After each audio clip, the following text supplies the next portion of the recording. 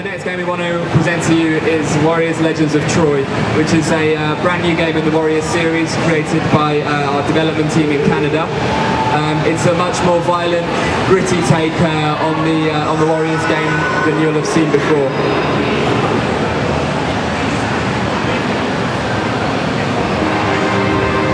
Peggy 18.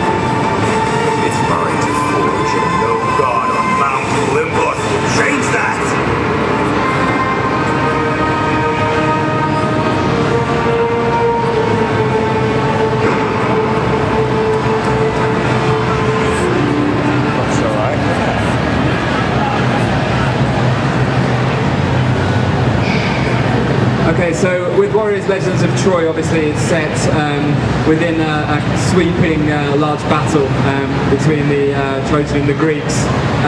But as you'd expect with the Warriors game, it's also told on a very personal basis. So you'll be playing as some of the greatest heroes from either side, and you'll be able to experience how the conflict was fought from both sides. As I was saying, it's a little bit more gritty, realistic type of title. Achilles, who's one of the main characters in the game, you can see the CG model here, and you can see it's a lot less flamboyant and a lot less anime-like than a normal Dynasty Warriors game. We really wanted to try and up the realism. One interesting thing about Achilles is, if you know the storyline of Troy, at one point his armour is stolen from him by his great rival Hector, and to get his revenge he asks his mother, the goddess Thetis, to make him some divine armour, and you can see this is the armour that Achilles starts to use later in the game. So as you're playing through, your character model changes to wear the new armour. These are some of the characters that we've announced that are playable within the title. You've got Achilles, who's fighting with a Xiphos blade.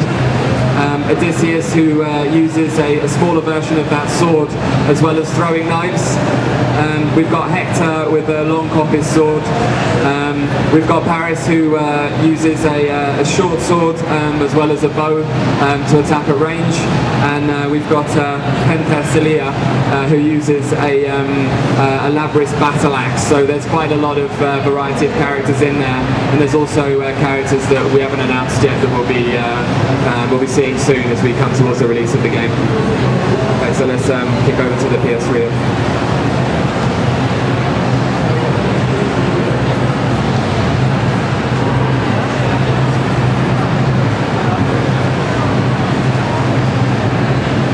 Ready?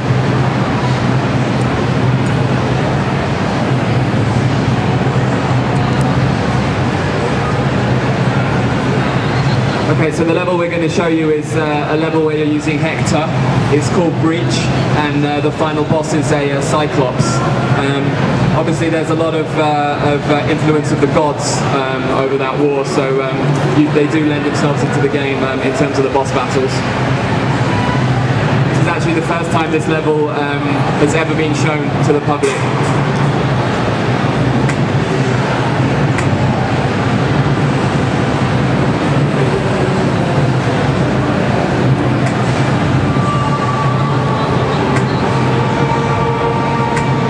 first we'll see some of the storyline through one of the cutscenes. Despite these victories over the dragons, the Greeks continued to lose ground, for so had the gods decreed. Hector saw the tide turning. Strengthened by divine favor, he rallied his men and led them out of the city.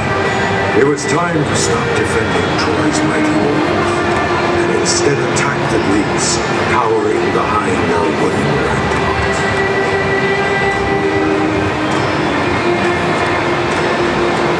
The Greek nests behind that wall.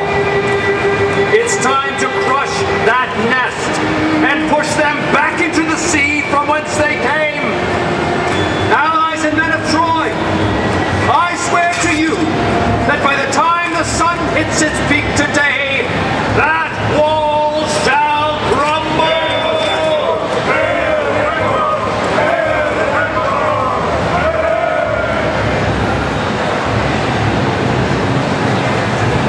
We should clear this whole area before we get to the wall. Leave no enemy behind us. Okay, so as with Warriors games, usually you have a very large map that you're fighting on.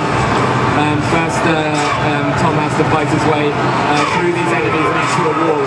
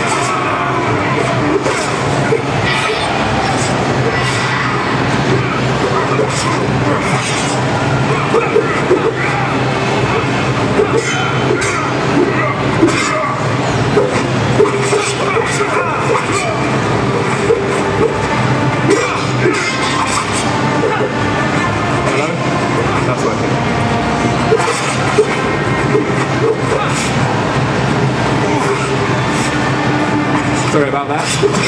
Might run out of batteries. One thing you'll have noticed with this game is, unlike other Dynasty Warriors games, when the characters die in this one, you can see their dead bodies lying on the floor. Also, you're able to pick up weapons from the other dead soldiers and use those. Instead of the Muso attack, we've now got a Fury mode.